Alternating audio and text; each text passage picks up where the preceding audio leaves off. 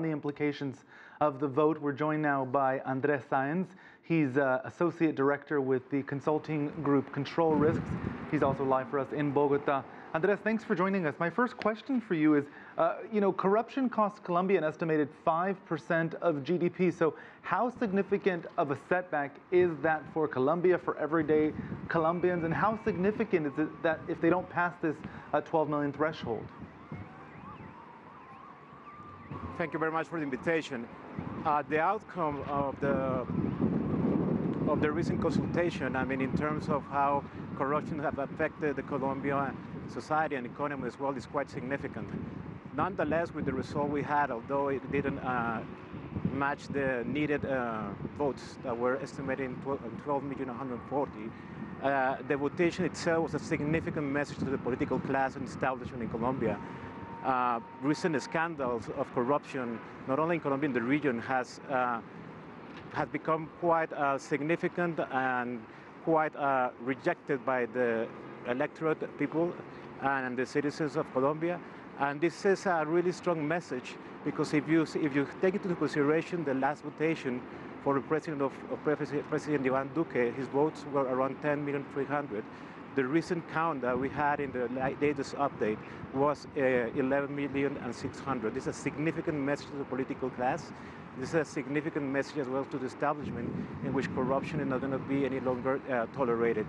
It's going to be a first step, perhaps, in a long set of reforms and initiatives that are going to emerge in the coming days as the outcome of this significant result of this consultation emerges into the political domain in Colombia.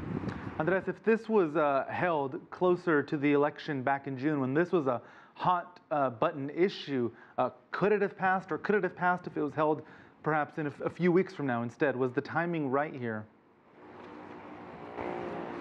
One of the biggest criticisms that they had, the promoters of the election, is that they considered if it had been held closer to the election time, would have had a significant impact.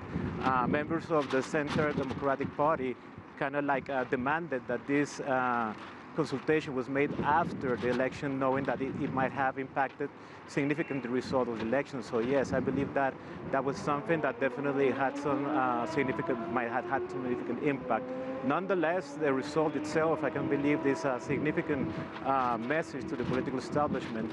But the political party in power at the moment was the one who requested that this referendum itself needed to be taken place after the presidential election. So yes, significantly it would have had a different outcome if it had been taken on that particular date.